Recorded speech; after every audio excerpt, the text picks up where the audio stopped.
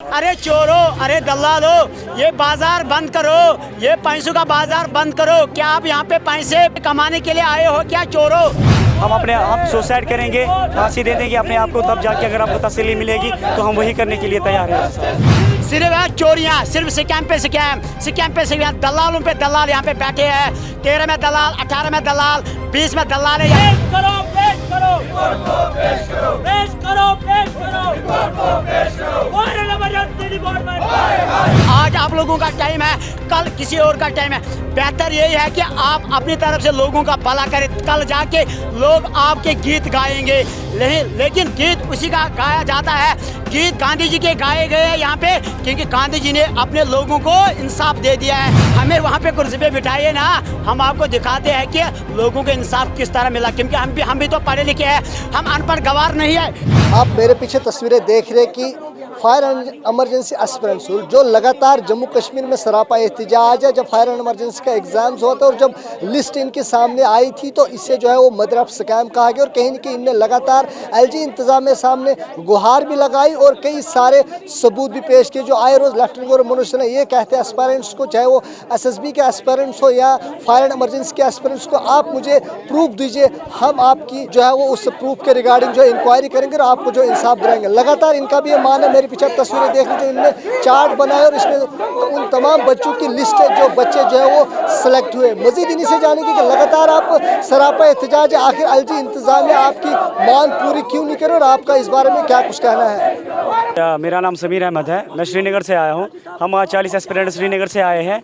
यही रीज़न है कि जो रिपोर्ट है वो अभी तक जो है वो सबमिट नहीं हो रही है, जबकि रिपोर्ट को सबमिट होना था 12 जनवरी को। अभी चौथा महीना चल रहा है, रिपोर्ट सबमिट नहीं हो रही है। और एलजी साहब, मैं आपसे गुजारिश करता हूँ, एलजी साहब ये यहाँ पे यूथ देखिए, एलजी साहब इंसाफ होना चाहिए आपको।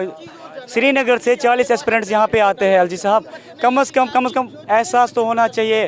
कितनी खर्ची होती है, मजदूर है सारे हम, हमारे माँ बाप कोई बड़े गवर्नमेंट एम्प्लॉय नहीं है, मजदूरी करते हैं, मजदूरी करके अपना पेट पालते हैं। 1 महीने 2 महीने तक हमने पैसे जुटाए, जम्मू आने में वो लगा दिए 30 एस्पिरेंट्स को। कम से कम 1-1.5 लाख रुपए का खर्चा हमें हो जाएगा। कम से कम एलजी साहब इंसाफ करिए हमारे साथ। हमें आपने मजबूर क्यों किया यहाँ पे आने के लिए? हम पागल नहीं हुए हैं एलजी साहब, हम भी आप ही के बच्चे हैं, क्योंकि यहाँ की जो एडमिनिस्ट्रेशन है JNK की वो आप ही देख रहे हैं, और JNK का जो यूथ है वो सारे आपके बच्चे हैं। हम भी आप ही के बच्चे हैं एलजी साहब, हम भी आप ही के बच्चे हैं। हमारे साथ इंसाफ कीजिए एलजी साहब। हम कहाँ जाए एलजी साहब, किसके पास जाए? अगर इस दुनिया में खुदा के बाद कोई हुकूमत कर रहा है तो वो गवर्नमेंट करती है, और हमारा कोई भी, हमारे JNK का कोई भी डिसीजन लेता है तो वो आप लेते हो। यानी कि खुदा के बाद हमारा फ्यूचर आप ही के हाथों में है। हम सारे मजदूर हैं, मजदूरों के बच्चे हैं, हमारे साथ इंसाफ करो। आपको भी पता है कि इसमें कितना बड़ा भ्रष्टाचार हुआ है। आप भ्रष्टाचार के खिलाफ हो, हमारे सर आँखों पे है। इंडियन कॉन्स्टिट्यूशन को हम रेस्पेक्ट करते हैं, हमारे सर आँखों से रेस्पेक्ट करते हैं एलजी साहब, लेकिन हमारे साथ इंसाफ कीजिए, हमारे साथ इंसाफ कीजिए एलजी साहब। एलजी साहब आपने बहुत बार बोला कि आप मुझे सबूत दे दो, मैं लिस्ट को स्क्रैप कर दूंगा। एलजी साहब कितने सबूत दिए हमने आपको? ये फैमिली स्कैम है, आपने खुद भी एग्री किया कि हाँ मेरे पास जो फैमिली स्कैम है, मैं एग्री करता हूँ फैमिली स्कैम हुआ है। एलजी साहब पेपर लीकेज हुई है, एलजी साहब आई विटनेस हमने आपके सामने रख दिया। अंडर हाइट वाले एस्पिरेंट्स, अंडर हाइट वाले एस्पिरेंट्स बैकडोर एंट्रीज जो हुई है, OMR शीट्स एक्सचेंज हुए हैं, वो सारा हमने आपके सामने रख दिया। फिर भी एलजी साहब और क्या चाहिए आपको? आप हमारा खून चाहते हो तो हम अपना खून बहाने के लिए भी यहाँ पे तैयार है।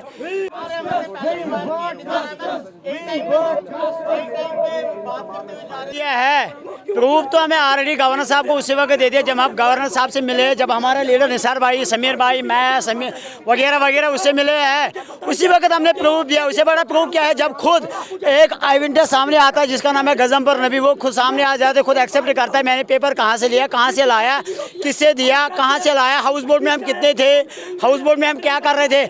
हमने एलजी साहब RK गोयल साहब के सामने फ़ोन भी रखा है, जिस फ़ोन में पूरी की पूरी डिटेल्स है। क्या डिटेल्स है?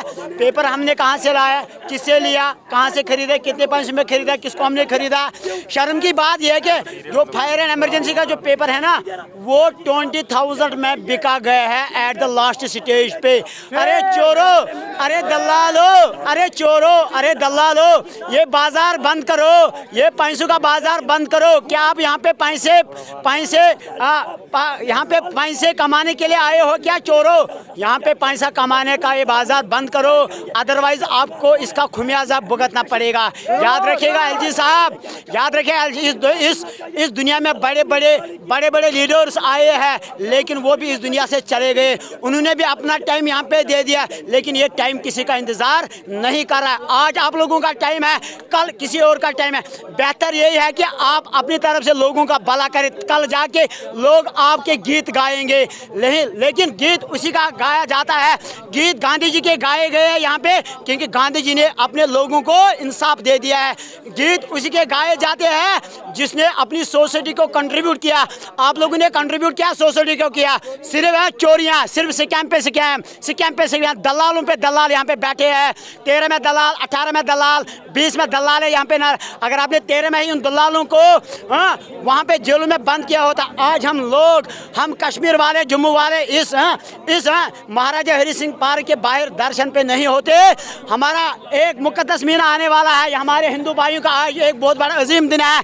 इनको अपने घरों में होना चाहिए, पूजा पाठ करने के लिए उनको अपने घरों में होना चाहिए, हमको अपने घरों में होना चाहिए। कर जो जम्मू कश्मीर में एक बहुत बड़ा जलजला आया है, हमें अपने फैमिली के साथ वहाँ पे होना चाहिए, लेकिन बदकिस्मती की वजह से हमें मजबूर कर दें इन लोगों ने जो जम्मू आने के लिए, ताकि हम अपने हक की मांग कर रहे हैं। मैं एलजी साहब को ये मोदिबाना गुजारिश कर, एलजी साहब, अगर आप लोगों के अंदर इतनी कैपेबिलिटी नहीं है, अगर आप लोगों के अंदर इतनी क्षमता नहीं है, ताकत नहीं है चोरों को बाहर करने के लिए, आपको मैं एक गुजारिश करता हूँ, रिक्वेस्ट करता हूँ, हमें कुर्सी पे बिठाइए ना, हमें वहाँ पे कुर्सी पे बिठाइए ना। हम आपको दिखाते हैं कि लोगों को इंसाफ किस तरह मिला, क्योंकि हम भी तो पढ़े लिखे हैं, हम अनपढ़ गवार नहीं है। इन लोगों की तरह जिन लोगों ने पेपर खरीदे हैं, इन चोरों की तरह जिन्होंने पेपर खरीदे हैं, जो बिलाल शाह ने इनको पेपर दिए हैं, याकूब डार ने जो बाजार गर्म किया था, जो श्रीनिवास ने गर्म बाजार किया था।